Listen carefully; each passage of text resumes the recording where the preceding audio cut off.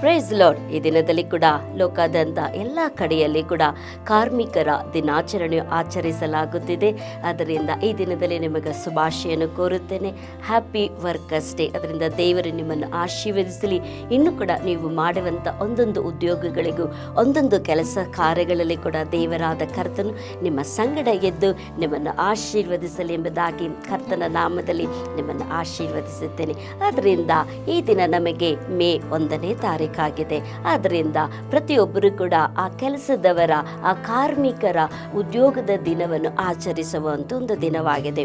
ಆದ್ದರಿಂದ ಅನೇಕ ನಮಗೆ ಹಿನ್ನೆಲೆಗಳಿರಬಹುದು, ಅನೇಕ ಇದರ ಕುರಿತಾದಂಥ ಅನೇಕ ಮಾಹಿತಿ ಇರ್ಬೋದು. ಆದರೆ ಸತ್ಯವೇದದಿಂದ ಒಂದು ಮಾಹಿತಿಯನ್ನು, ಸತ್ಯವೇದದಲ್ಲಿ ದೇವರು ಯಾವ ಉದ್ಯೋಗವನ್ನು ಮನುಷ್ಯರಿಗೆ ಪ್ರಥಮವಾಗಿ ಕೊಟ್ಟರು, ಇದು ಸತ ಪ್ರತಿಯೊಬ್ಬ ಮನುಕುಲಕ್ಕೂ, ಒಂದೊಂದು ಮಾನವ ಕುಲಕ್ಕೂ, ಎಲ್ಲ ಮನುಷ್ಯರಿಗೂ ಅನೇಕರು ಹೇಳ್ಬೋದು, ಅನೇಕರು ಕೆಲಸ ಕೊಟ್ಟಿರ್ತಾರೆ ಅಂತ. ಆದರೆ ದೇವರು ಈ ಕೆಲಸ ಕಾರ್ಯವನ್ನು ಕೊಡುವಂತರಾಗಿದ್ದಾರೆ. ಅದರಿಂದ ಒಂದು ವಾಕ್ಯವನ್ನು ಈ ಸಮಯದಲ್ಲಿ ನಾವು ಓದಿಕೊಳ್ಳೋಣ. ಆದಿಕಾಂಡ 2ನೇ ಅಧ್ಯಾಯ 15ನೇ ವಾಕ್ಯವನ್ನು ನಿಮಗಾಗಿ ನಾನು ಓದಿಕೊಳ್ಳುತ್ತೇನೆ. ಯೆಹೋವ ದೇವರು ಆ ಮನುಷ್ಯನನ್ನು ಕರೆಕೊಂಡು ಹೋಗಿ ಏದೇನ್ ತೋಟವನ್ನು ವ್ಯವಸಾಯ ಮಾಡುವುದಕ್ಕೂ ಕಾಯುವುದಕ್ಕೂ ಅದರಲ್ಲಿ ಇಟ್ಟನು ಎಂಬುದಾಗಿ.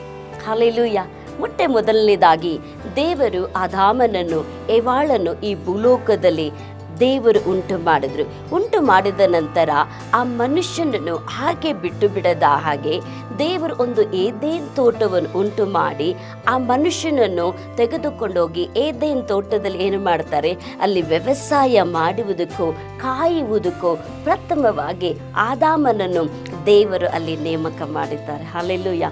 ಅದರಿಂದ ಇಡೀ ಲೋಕದಲ್ಲಿ ನೀವು ಪ್ರಿಯ ದೇವ ಜನರೇ, ನೀವು ಅನೇಕ ವಿಧವಾದಂಥ ಕೆಲಸ ಕಾರ್ಯಗಳು ಮಾಡಬಹುದು. ಈ ಮುಖ್ಯವಾಗಿ ಪುರುಷರು ಅನೇಕ ವಿಧದಲ್ಲಿ ಕೆಲಸ ಕಾರ್ಯಗಳನ್ನು ಮಾಡುತ್ತಾರೆ. ಆ ಕೆಲಸ ಕಾರ್ಯವನ್ನು ಯಾರು ಮನುಷ್ಯರಿಗೆ ಕೊಟ್ಟದು? ಮೊದಲನೇದಾಗಿ ದೇವರಾದ ಕರ್ತನೆ ಒಬ್ಬ ಮನುಷ್ಯನಿಗೆ ಏನು ಮಾಡ್ತಾರೆ, ಒಂದು ಕೆಲಸವನ್ನು ಕೊಡುತ್ತಾರೆ.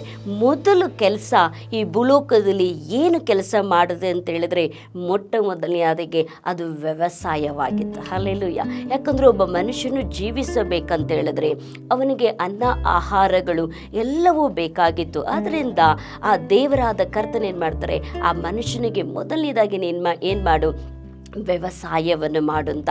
ಅದರಿಂದ ನೀನು ಬೀಜಗಳನ್ನು ಬಿತ್ತು, ನೀನು ಕೊಯ್ದು ನೀನೇ ತಿನ್ನಬೇಕಂತ ದೇವರೇನು ಮಾಡ್ತಾರೆ, ಒಂದು ಕಾರ್ಯವನ್ನು ಹೇಳುತ್ತಾರೆ. ಅದಾದ ನಂತರ ಕೂಡ ಯಾಕೆ ಈ ಕೆಲಸಗಳು ಉಂಟಾಯಿತು? ದೇವರಾದ ಕರ್ತನು ಮೊದಲನೇದಾಗಿ ಅವರನ್ನು ಎಲ್ಲ ವಿಧದಲ್ಲಿ ಕೂಡ ಆಶೀರ್ವಾದ ಉಂಟಾಯಿತು.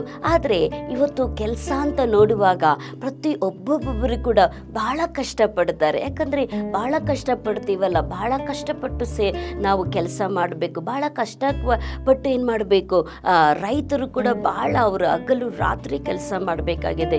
ಈ ಕಾಲಘಟ್ಟದಲ್ಲಿ ಕೂಡ ಹಗಲು ರಾತ್ರಿ ಪ್ರತಿಯೊಬ್ಬ ಹೆಣ್ಣು ಮಕ್ಕಳು, ಪ್ರತಿಯೊಬ್ಬ ಪುರುಷರು ಕೂಡ ಬಹಳ ಎಲ್ಲ ಇಲಾಖೆಗಳಲ್ಲೂ, ಎಲ್ಲ ಕಾರ್ಖಾನೆಗಳಲ್ಲೂ ಅವರು ಮಾಡುವಂಥ ಒಂದೊಂದು ಉದ್ಯೋಗದಲ್ಲಿ ಕೂಡ ಅವರಿಗೆ ಪಾಪ ಬಹಳ ಕಷ್ಟವಾಗಿರುತ್ತದೆ. ಆದರೆ ಆ ಕಷ್ಟದ ಪರಿಸ್ಥಿತಿಗಳನ್ನು ದೇವರು ಖಂಡಿತ ಬದಲಾಯಿಸುವಂತರಾಗಿದ್ದಾರೆ. ಯಾಕೆ ಈ ಕಷ್ಟ ಬಂತಂತ ಇನ್ನೊಂದು ಕಾರ್ಯವನ್ನು ಕೂಡ ನಾನು ನಿಮಗೆ ಹೇಳೋದಕ್ಕೆ ಇಷ್ಟಪಡುತ್ತೇನೆ. ಅದೇ ಆದಿಕಾಂಡ 3ನೇ ಅಧ್ಯಾಯ 17ನೇ ವಾಕ್ಯವನ್ನು ನಾನು ನಿಮಗಾಗಿ ಓದಿಕೊಳ್ಳುತ್ತೇನೆ. ಮತ್ತು ಪುರುಷನಿಗೆ ತಿನ್ನಬಾರದೆಂದು ನಾನು ನಿನಗೆ ಆಜ್ಞಾಪಿಸಿದ ಮರದ ಫಲವನ್ನು ನಿನ್ನ ಹೆಂಡತಿಯ ಮಾತನ್ನು ಕೇಳಿ ತಿಂದ ಕಾರಣ ನಿನ್ನ ನಿಮಿತ್ತ ಭೂಮಿಗೆ ಶಾಪ ಬಂತು. ನಿನ್ನ ಜೀವಮಾನವೆಲ್ಲ ದುಡಿದು ಭೂಮಿಯ ಹುಟ್ಟುವಳಿಯನ್ನು ತಿನ್ನಬೇಕು. ಆ ಭೂಮಿಯು ಮುಳ್ಳುಗಿಡಗಳು, ಕಳೆಗಳು ಬಹಳವಾಗಿ ಹುಟ್ಟುವವು. ಹೊಲದ ಬೆಳೆಯನ್ನು ಅನುಭವಿಸುವಿ, ನೀನು ತಿರುಗಿ ಮಣ್ಣಿಗೆ ಸೇರುವಿ ಎಂಬುದಾಗಿ. ಹಲ್ಲೆಲೂಯಾ. ಇಲ್ಲಿ ಕೂಡ ನೋಡ್ರಿ, ಆದಾಮನು ದೇವರಿಗೆ ವಿರೋಧವಾಗಿ ಪಾಪ ಮಾಡಿದ್ದರಿಂದ ದೇವರ ಮಾತಿಗೆ ಅವನು ಅವಿದ್ಯನಾಗಿದ್ದರ ಮುಖಾಂತರವಾಗಿ ಅವನಿಗೆ ಅಲ್ಲೇನಾಯಿತು, ಭೂಮಿಗೆ ಶಾಪ ಉಂಟಾಯಿತು. ಆ ಭೂಮಿಗೆ ಶಾಪ ಮಾಡಿದ ನಿಮಿತ್ತವಾಗಿ ಅಲ್ಲಿ ವಾಕ್ಯ ಹೇಳುತ್ತದೆ, ನೀನು ದುಡಿದು ಬೆವರು ಸುರಿಸಿ ನಿನ್ನ ಹುಟ್ಟುವಳಿಯನ್ನು ತಿನ್ನಬೇಕೆಂಬುದಾಗಿ ಈ ಭೂಮಿಗೆ ಏನಾಯಿತು, ಒಂದು ಶಾಪ ಉಂಟಾಯಿತು, ಮನುಕುಲಕ್ಕೆ ಒಂದು ಶಾಪ ಉಂಟಾಯಿತು. ಯಾಕಂದರೆ ದೇವರು ಇದಕ್ಕೆ ಮುಂಚಿತವಾಗಿ ಏದೇನ್ ತೋಟದಲ್ಲಿ ನೀನೇನು ಮಾಡು, ವ್ಯವಸಾಯ ಮಾಡು, ಅದನ್ನು ಕಾಯಿ ತಿನ್ನಿ ಅಂತ ಬಹಳ ಆಶೀರ್ವಾದ ಮಾಡಿದರು. ಆದರೆ ಇವರು ದೇವರಿಗೆ ಒಂದು ಅವಿದ್ಯತೆ ಆದಂಥ ಒಂದು ಕಾರ್ಯವನ್ನು ಮಾಡಿದ ನಿಮಿತ್ತವಾಗಿ ಅಲ್ಲಿ ಶಾಪದ ಮುಖಾಂತರವಾಗಿ ಈ ಮನುಕುಲ ಏನು ಮಾಡಬೇಕಾಗಿತ್ತು, ಬಹಳ ಕಷ್ಟಪಟ್ಟು ದುಡಿದು ಅವನು ಬೆವರು ಸೇರಿಸಿ ಅವನ ಆಹಾರವನ್ನು ಒಂದು ತಿನ್ನುವಂಥ ಒಂದು ಪರಿಸ್ಥಿತಿ ಉಂಟಾಯಿತು. ಆದ್ದರಿಂದನೇ ಅನೇಕರು ಕೂಡ ಕಷ್ಟಪಟ್ಟು ದುಡಿಯುವಂಥದ್ದಾಗಿದೆ. ಆದ್ದರಿಂದ ಅದು ಶಾಪ ಎಂಬುದಾಗಿ ನೋಡುತ್ತೇವೆ. ಆದ್ದರಿಂದ ಒಂದು ರಹಸ್ಯವನ್ನು ನಾನು ನಿಮಗೆ ಹೇಳ್ತೇನೆ. ಹಂಗಂದ್ರೆ ನೀವು ಕೇಳ್ಬೋದು, ಹಂಗಂದ್ರೆ ಇವತ್ತು ನಾವು ದುಡಿಯುವಂಥದ್ದು ಎಲ್ಲವೂ ಶಾಪವಾಗಿದೆಯಾ, ಹಾಗಾದ್ರೆ ನಾವು ಶಾಪದಲ್ಲಿ ದುಡಿದು ತಿಂತಾ ಇದ್ದೇವೆ ಅಂತ. ಅದಕ್ಕೆ ದೇವರು ಹೇಳ್ತಾರೆ, ನಿನ್ನ ದುಡಿಮೆಯನ್ನು ಒಂದು ಪಾಲನ್ನು ನೀನು ದೇವರಿಗೆ ನೀನು ಕೊಡುವಾಗ ಆ 9 ಪಾಲು ಇರುವಂಥ ಆ ಶಾಪವನ್ನು ದೇವರು ಅದನ್ನು ಬದಲಾಯಿಸಿ ಅದನ್ನು ಆಶೀರ್ವಾದ ಮಾಡಿ ಕೊಡುವಂಥ ದೇವರಾಗಿದ್ದಾರೆ. ಹಲ್ಲೆಲೂಯಾ. ಅದರಿಂದ ದೇವರಾದ ಕರ್ತನು ನಮ್ಮನ್ನು ಆಶೀರ್ವದಿಸುವಂಥ ಒಳ್ಳೆಯ ದೇವರಾಗಿರುವಂತರಾಗಿದ್ದಾರೆ. ಅದರಿಂದ ಈ ದಿನದಲ್ಲಿ ಕೂಡ ಈ ಕಾರ್ಮಿಕರ ಒಂದು ದಿನವನ್ನು ಯಾವಾಗ ಪ್ರಾರಂಭವಾಯಿತಂತ ಕೆಲವೊಂದು ಕಾರ್ಯವನ್ನು ಹೇಳೋದಕ್ಕೆ ನಾನು ಈ ಸಮಯದಲ್ಲಿ ಇಷ್ಟಪಡುತ್ತೇನೆ. ದಿನಾಂಕ ಪ್ರಾರಂಭದ ಕಾಲ ಮೇ 1 ಆಚರಿಸುವುದು ಅಮೆರಿಕ ದೇಶದ ಚಿಕಾಗೋ ನಗರದಲ್ಲಿ 1886 ನಡೆದ ಹೈಮಾರ್ಕ್ ಹೈಪರ್ ಅನುಸರಿಸುವ ಆಯ್ಕೆ ಮಾಡಲಾಗಿತ್ತು ಎಂಬುದಾಗಿ. ಅದರಿಂದ ಕಾರ್ಮಿಕರು 8 ಗಂಟೆ ಕಾಲ ಅವರು ಕೆಲಸ ಮಾಡಬೇಕಂತ ಅವರು ಪ್ರತಿಭಟನೆ ಮಾಡ್ತಾಯಿದ್ರು, ಹೋರಾಡ್ತಾ ಇದ್ರು. ಅಂಥ ಸಮಯದಲ್ಲಿ ಅನೇಕ ಬಾಂಬ್ ಸ್ಫೋಟಗಳಾಯಿತು, ಅನೇಕರು ಸತ್ತು ಹೋದರು, ಅನೇಕರ ದಾಳಿಗಳುಂಟಾಯಿತು, ಅನೇಕರು ಅವರಿಗೆ ಸಿಗಬೇಕಾದಂತಹ ಹಕ್ಕು ಆ ಕಾನೂನು ರೀತಿಯಲ್ಲಿ ನಾವಿಷ್ಟೇ ಗಂಟೆ ಕೆಲಸ ಮಾಡಬೇಕು, ನಮಗೆ ವಾರದಲ್ಲಿ ಒಂದು ವಾರ ನಮಗೆ ರಜೆ ಬೇಕೆಂಬುದಾಗಿ ಅವರು ಅನೇಕ ಘೋಷಣೆಗಳನ್ನು, ಅವರ ಶಬ್ದಗಳನ್ನು, ಹೋರಾಟಗಳನ್ನು ಮಾಡುವಾಗ ಆ ಸಂದರ್ಭದಲ್ಲಿ ಅನೇಕ ಮಕ್ಕಳು ಕೂಡ ಮರಣ ಹೊಂದಿದರು ಎಂಬುದಾಗಿ ನೋಡುತ್ತೇವೆ.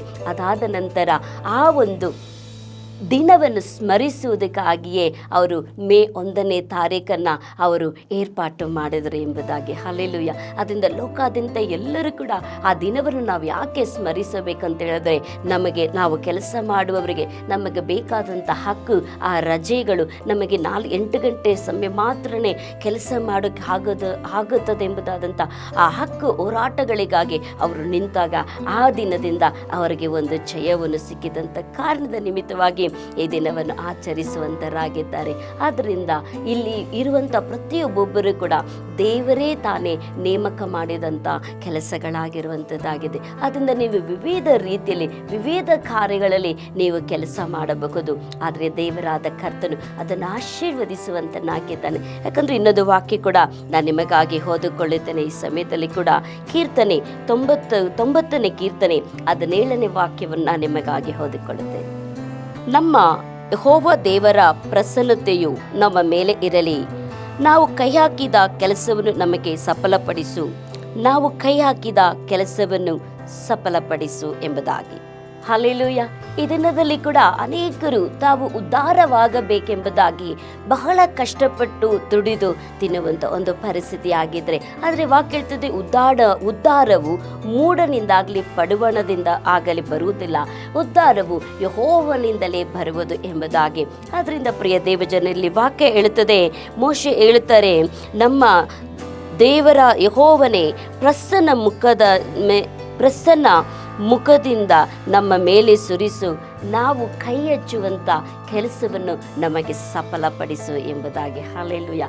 ಆದ್ದರಿಂದ ಈ ತಿಂಗಳೆಲ್ಲ ನೀವು ಯಾವಾಗಲೂ ನೀವು ಮಾಡುವಂಥ ಎಲ್ಲ ಕೆಲಸಗಳನ್ನು ದೇವರಾದ ಕರ್ತನು ಅದನ್ನು ಸಫಲ ಮಾಡಿದ್ರೆ ಅದು ಸಫಲವಾಗುತ್ತದೆ. ದೇವರಾದ ಕರ್ತನು ಅದನ್ನು ಆಶೀರ್ವದಿಸಿದರೆ ಅದು ಆಶೀರ್ವಾದಕರವಾಗಿರುತ್ತದೆ.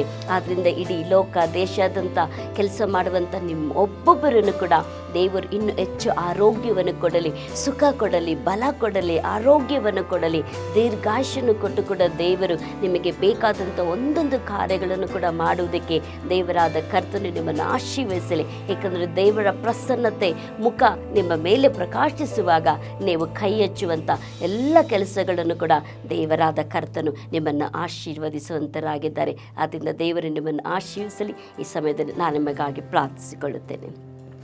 ಪ್ರಿಯ ಪರಲೋಕದ ತಂದೆಯಾದ ದೇವರೇ, ನಿನ್ನ ನಾಮಕ್ಕೆ ಸ್ತೋತ್ರ ರಾಜ. ಮೊದಲನೇದಾಗಿ ಮನುಷ್ಯನನ್ನು ಆದಾಮನನ್ನು ಉಂಟು ಮಾಡಿ ಏದೇನನ್ನು ವ್ಯವಸಾಯ ಮಾಡು ಅವನು ತಿನ್ನಲು ಕರ್ತನೇನು ಆಶೀರ್ವಾದ ಮಾಡಿದಿ.